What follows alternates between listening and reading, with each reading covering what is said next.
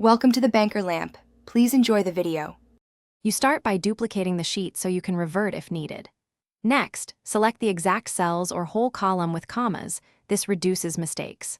Once selected, press Edit, Find and Replace to remove commas quickly, or choose a formula route if you need conditional changes.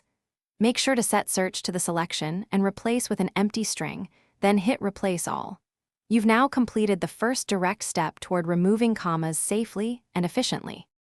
You'll often need a formula when commas are mixed with text, or you must preserve originals. Use Substitute to strip commas, for example substitute, A2.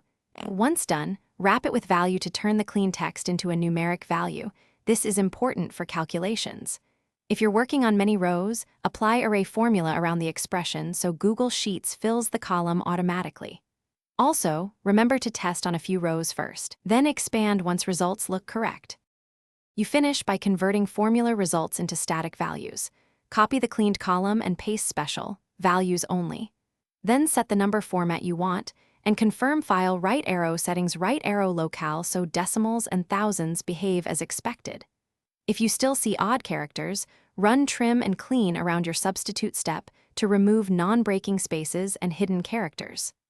One key troubleshooting tip: if value fails, check locale and replace any non-breaking space, char 160, first. This fixes most stubborn comma problems.